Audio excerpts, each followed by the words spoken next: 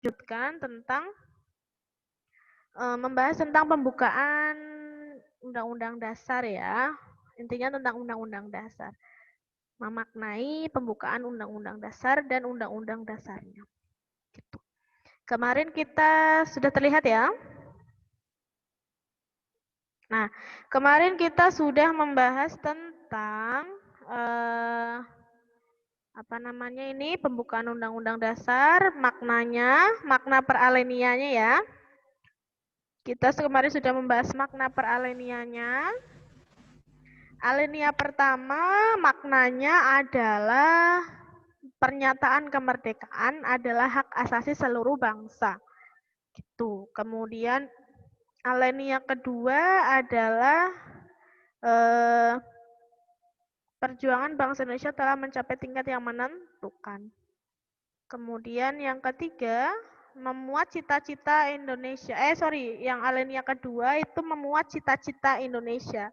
Jadi cita-citanya Indonesia adalah menjadi negara yang merdeka, bersatu, berdaulat, adil, dan makmur. Itu cita-cita bangsa Indonesia. Sedangkan nanti kalau di alenia keempat, itu nanti ada tujuan. Beda ya cita-cita dengan tujuan. Kalau alenia ketiga, maknanya adalah ini menyatakan kemerdekaan dengan pernyataan bahwa kita itu benar-benar percaya kepada Allah. Gitu. Kenapa? Karena kemerdekaan yang kita raih itu atas berkat rahmat Allah yang Maha Kuasa. Jadi menegaskan bahwa orang Indonesia itu mempunyai kepercayaan terhadap Tuhan. Nah, yang kalian yang keempat itu memuat tujuan bangsa, ya, memuat tujuan bangsa. Tujuannya, kalau cita-cita tadi apa ya? Negara yang merdeka, bersatu, berdaulat, adil, dan makmur. Itu kan cita-cita. Kalau tujuan, tujuannya adalah melindungi segenap bangsa Indonesia dan seluruh tumpah darah Indonesia, kemudian memajukan kesejahteraan umum, mencerdaskan kehidupan bangsa, dan ikut serta melaksanakan ketertiban dunia. Itu adalah tujuan bangsa Indonesia yang ada di alenia keempat. Nah, alenia keempat ini maknanya sangat banyak karena memuat tujuan, kemudian memuat perlunya adanya undang-undang dasar, dan yang ketiga, mengakui bahwa bentuk negara kita adalah berkedaulatan rakyat, dan yang keempat, memuat dasar negara. Itu adalah makna dari alenia keempat. Nah, tadi kalau cita-cita bangsa Indonesia adalah negara yang merdeka, bersatu, berdaulat, adil, dan makmur. Sekarang kita bahas tentang tujuan. Budiah masih kilas balik ya. Tujuan bangsa Indonesia yaitu 1. Melindungi segenap bangsa dan tumpah darah Indonesia. 2. Memajukan kesejahteraan umum. 3. Mencerdaskan kehidupan bangsa. Dan 4. Ikut melaksanakan ketertiban dunia. Itu adalah tujuan dari bangsa Indonesia. Kita itu mau kayak gimana toh? Bangsa Indonesia tuh punya tujuan. Tujuannya ini ada di pembukaan. Nah, kemarin kita sudah sampai ke realisasi ya, melindungi segenap bangsa dan tumpah darah Indonesia. Realisasinya bisa melindungi TKI dan TKW yang ada di luar negeri. Kemudian melindungi warga dari bencana dan lain sebagainya. Kalau kamu ada musibah, kamu wajib dilindungi oleh negara gitu. Yang kedua, memajukan kesejahteraan umum. Contohnya adalah membangun sarana prasarana untuk kemakmuran bersama, mensejahterakan rakyat dan memeratakan pembangunan. Contohnya itu. Nah, kemarin kan ini yang jadi tugas. Kalau mencerdaskan kehidupan bangsa, contoh realisasinya apa? Ada yang mau membacakan?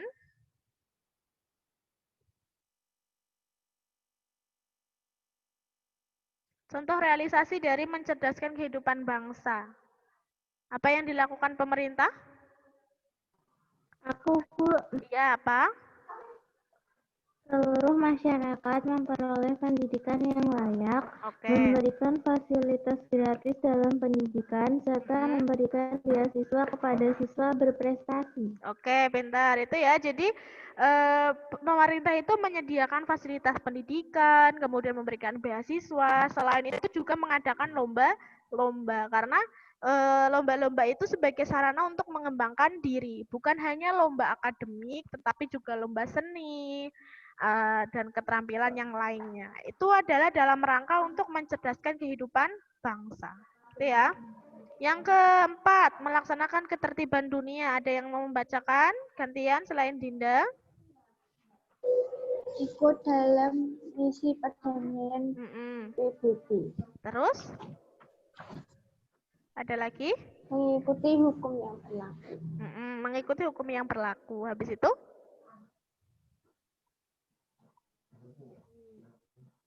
Ikut serta dalam menjaga hubungan baik antar negara. Ya, jadi kita sebagai masyarakat dunia gitu ya, kalau kita sebagai individu kan masyarakat di lingkungan rumah.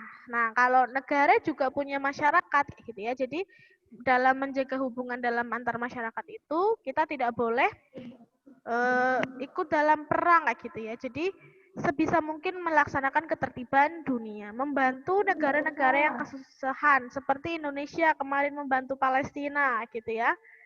Kita hubungan diplomatiknya dengan Palestina tetap berjalan. Kita membantu Palestina dalam rangka apa? Dalam rangka untuk melaksanakan ketertiban dunia. Kita ikut menyuarakan demo. Kadang kalau aksi ya, bukan demo. Kadang kita beraksi di kantor gubernur atau di Bundaran HI kayak gitu untuk melaksanakan ketertiban dunia. Kita ikut dalam partisipasi kayak gitu. Walaupun kita bukan anggota TNI yang diutus dalam PBB dan lain sebagainya untuk menjadi sana, tetapi kita bisa ikut serta. Contohnya ikut aksi untuk mendukung Palestina dan lain sebagainya dan negara-negara yang konflik lainnya gitu ya. Nah, untuk hari ini kita lanjutkan ke pertemuan kedua. Budi hari ini membahas sedikit, tetapi nanti kita akan beraktivitas gitu. Selain dari makna, kita akan membahas pokok pikiran pembukaan Undang-Undang Dasar 1945. Ya, pokok pikiran itu apa? Pokok pikiran itu adalah menggambarkan suasana kebatinan dari Undang-Undang Dasar 1945.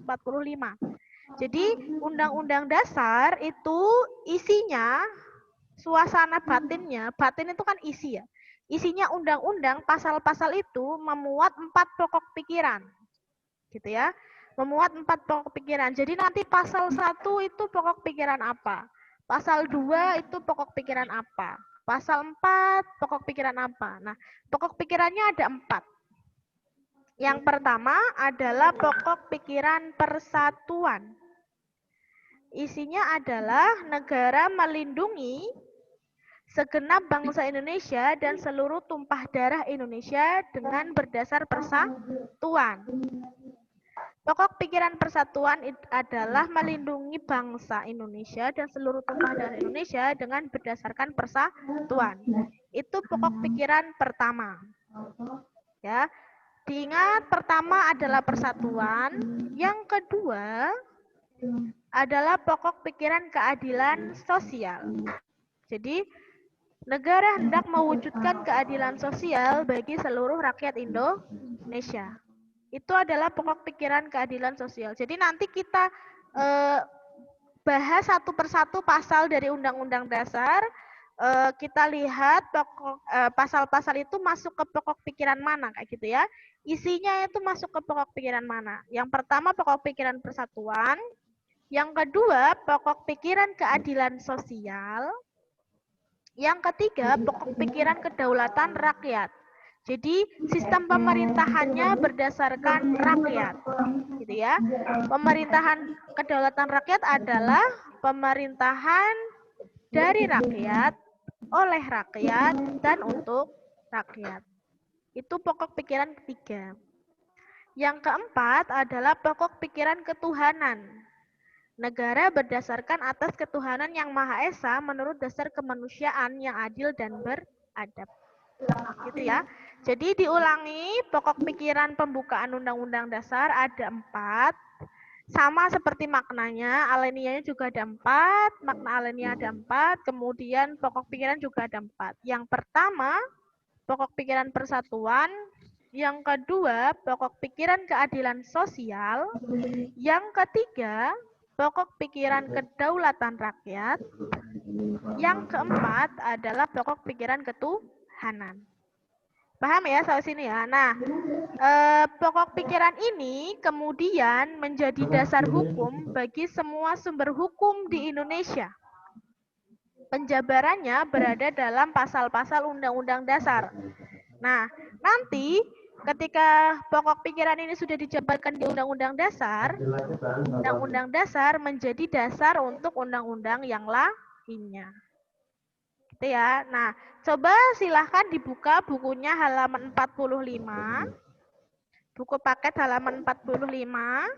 Disiapkan dan juga buku tulisnya. Hari ini Bu Diah akan kita bersama-sama metani undang-undang. Metani itu apa ya maksudnya? Membahas undang-undang. Undang-undang ini tuh maksudnya masuk ke pokok pikiran keberapa, gitu ya. Nomor halaman 45 sudah dibuka ya. Coba Bu Diah ditunjukkan mukanya. Biar Bu Diah bisa lihat ternyata kamu buka buku apa enggak. Ya, dibuka bukunya halaman 45. Rahmalia sudah masuk. Sudah? Nah, itu kamu disuruh untuk apa? Disuruhnya adalah cari informasi. Kita kerjakan bareng-bareng dulu. Mumpung waktunya masih ada ya. Nah, nanti kita akan bahas pokok pikiran 1 persatuan. Itu pasalnya itu di mana saja, gitu ya. Pasalnya di mana saja. Nah, Bu Diah bukakan dulu undang-undangnya. Gitu ya. Nanti kalau tidak selesai hari ini, kamu bisa cari undang-undangnya. Oke. Bisa ditulis di situ atau ditulis di buku tulis ya. Jadi masuknya kemana gitu. Sudah terlihat ini ya undang-undangnya ya. Oke, undang-undangnya sebentar ini Bu Diah pindah ke sini biar kelihatan. Kelihatan ya? Kita lihat ini kan tadi undang-undang dasar. Jadi undang-undang dasar bagiannya ada pembukaan, kita sudah bahas tadi. Kemudian undang-undang dasar bab 1, bentuk dan kedaulatan, pasal 1. Kita bahas satu ayatnya ya. Ini bab 1, kemudian pasal 1. Nanti kalau dalam kurung ini artinya ayat. Jadi pasal 1 ayat 1 bunyinya adalah negara Indonesia adalah negara kesatuan yang berbentuk republik. Pasal 1 ayat 2, kemudian ada tanda bintang 3, ini ada yang tahu artinya apa? Bintang 3 ini artinya adalah ayat ini sudah dirubah dari yang sebelumnya. Dirubah pada amandemen ketiga. Gitu ya. Undang-undang dasar itu sudah pernah mengalami perubahan atau namanya amandemen gitu ya. Kalau bagian pembukaan yang ini kan kemarin dibilang tidak boleh ada amandemen di bagian pembukaan. Yang boleh diamandemen adalah bagian pasal-pasal. Amandemen kita sudah terjadi 4 kali.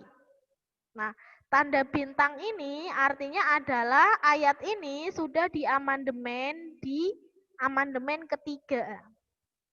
Kalau bintangnya 4, berarti dia di amandemen keempat. Gitu ya. Nah, coba kita lihat dari pasal 1 ayat 1, nanti ditulis di situ ya. Misalkan pokok pikiran persatuan. Tadi persatuan adalah artinya Indonesia melindungi bangsa dan tanah air dan tumpah darah dalam berdasarkan persatuan, gitu ya. Nah, kalau pasal 1 ayat 1 berarti pokok pikiran apa?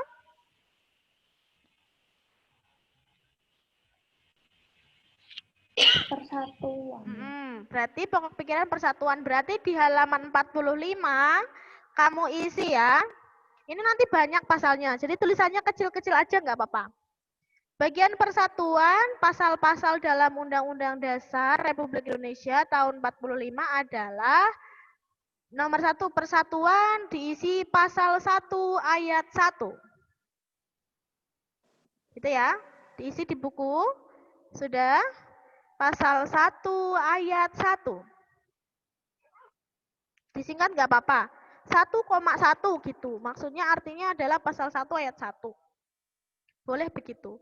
Nanti karena banyak pasalnya. Ya, berarti pasal 1 ayat 1. Terus pasal 1 ayat 2 dilihat. Kedaulatan berada di tangan rakyat dan dilaksanakan menurut Undang-Undang Dasar. Berarti itu pokok pikiran keberapa? Pokok pikiran yang mana? Kedaulatan berada di tangan rakyat dan dilaksanakan menurut undang-undang. Berarti pokok pikiran yang mana? Kedaulatan rakyat. Berarti bagian kedaulatan rakyat kamu tulis pasal 1 ayat 2. Gitu ya.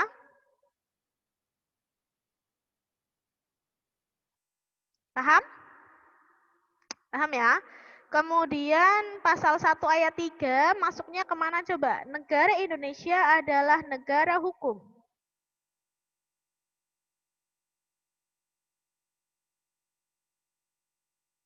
Negara Indonesia adalah negara hukum, berarti pokok pikiran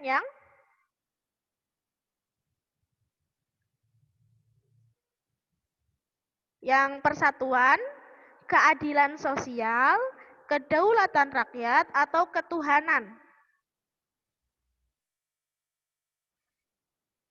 Nah, yang mana? Ada? Persatuan, Bu. Coba hukum. Keadilan sosial bukan, Bu? Keadilan sosial, ya. Berarti keadilan sosial, gitu ya.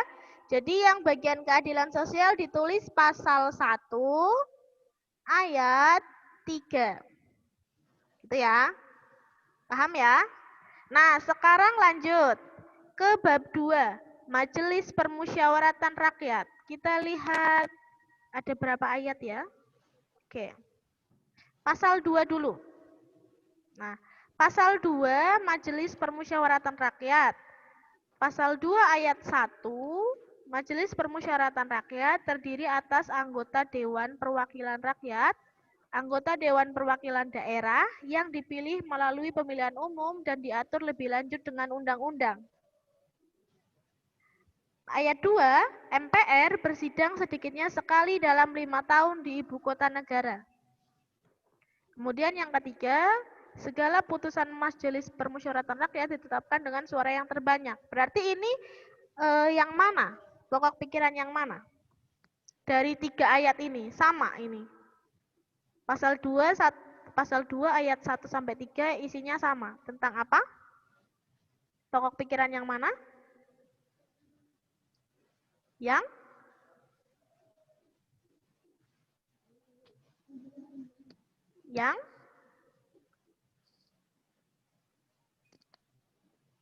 mana? Ada kata rakyatnya, berarti yang kedaulatan rakyat. Kedaulatan rakyat. Berarti kedaulatan rakyat langsung aja ditulis pasal 2 gitu ya. Pasal 2 itu kedaulatan rakyat. Tambah tadi kan berarti yang nomor 3 itu di halaman 45 sudah pasal 1 ayat 2 dan pasal 2 ayat 1 sampai 3. Gitu ya. Kemudian lanjut. Pasal 3 tugasnya ini ya, Majelis Permusyawaratan Rakyat berwenang mengubah dan menetapkan undang-undang dasar.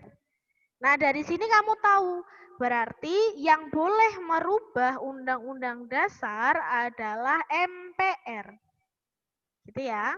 Mengubah dan menetapkan undang-undang dasar adalah MPR. Kemudian yang kedua, MPR melantik presiden dan atau wakil presiden. Jadi dilantik yang presiden habis pemilu dilantik oleh MPR, yang lantik MPR. Nah, yang ketiga, Majelis permusyawaratan rakyat hanya dapat memberhentikan presiden dan atau wakil presiden dalam masa jabatannya menurut Undang-Undang Dasar. Jadi ini masih MPR ya. Jadi kalau MPR berarti masih pokok pikiran ketiga. Gitu ya. Tentang kedaulatan rakyat. Berarti kedaulatan rakyat itu pasal 1 ayat 2, pasal 2 ayat 1 sampai 3 dan pasal 3 ayat 1 sampai juga 3. Gitu ya. Paham ya? Oke, lanjut. Bab 3, kekuasaan pemerintah. Nah, kalau pemerintahan otomatis semuanya masuk ke kedaulatan rakyat. Gitu ya. Karena pemerintah itu dipilih melalui pemilu, gitu kan? Nih. Presiden dan wakil presiden memegang kekuasaan pemerintah menurut Undang-Undang Dasar. Kemudian melakukan kewajibannya, presiden dibantu oleh 1 orang wakil presiden. Kemudian presiden berhak mengajukan rancangan undang-undang kepada Dewan Perwakilan Rakyat. Kemudian presiden menetapkan peraturan pemerintah untuk menjalankan undang-undang sebagaimana mestinya. Nah, ini adalah pokok pikiran ketiga ya, masih ya. Jadi bab 3 pasal 4 masih yang nomor 3 kedaulatan rakyat itu diisi pasal 4, kemudian pasal 5, lanjut saja karena ini masih pemerintahan. Nah, nih. Dari tadi tuh mesti ada kata-kata ini. Syarat untuk menjadi presiden dan wakil presiden diatur lebih lanjut dengan undang-undang. Nah, maksudnya tuh begitu. Jadi di bawah undang-undang dasar itu masih ada undang-undangnya. Nah, undang-undangnya itu harus tidak boleh melenceng dari undang-undang dasar. Maka dari itu kenapa undang-undang dasar itu isinya lebih singkat daripada undang-undang yang lainnya, karena setiap pasal biasanya ada undang-undangnya sendiri, terpisah dari undang-undang dasar. Makanya undang-undang dasar itu sebagai sumber dari segala sumber hukum. Karena sumber hukum itu artinya adalah undang-undang.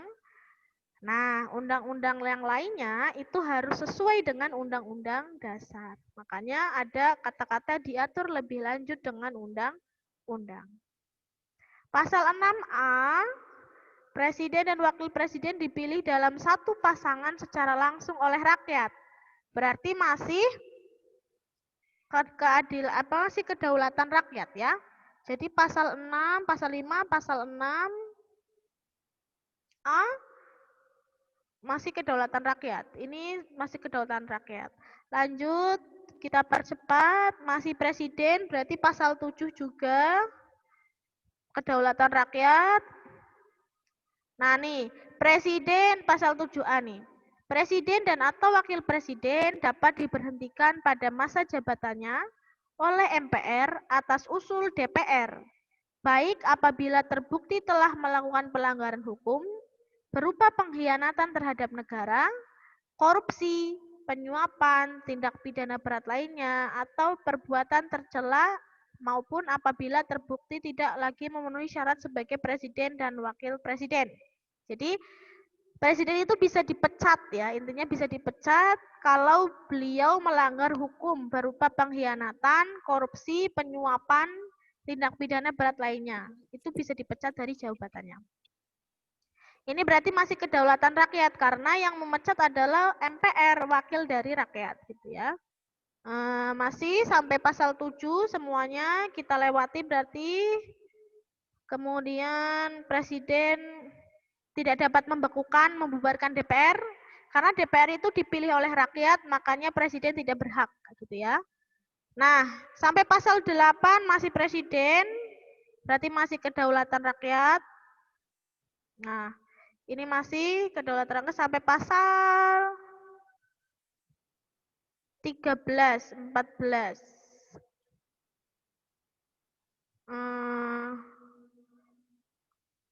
Sampai pasal yang ketuhanan belum ada, Bu. Ya, yang belum. Coba kita lihat ketuhanan ya. Kita lihat ya ketuhanan Kementerian Negara. Ini berarti masih itu, coba kita lihat. Bentar dulu. Dewan Perwakilan Rakyat masih kedaulatan ya. Kita cari yang ini Dewan Perwakilan masih kedaulatan rakyat. Pemilihan umum masih kedaulatan rakyat, keuangan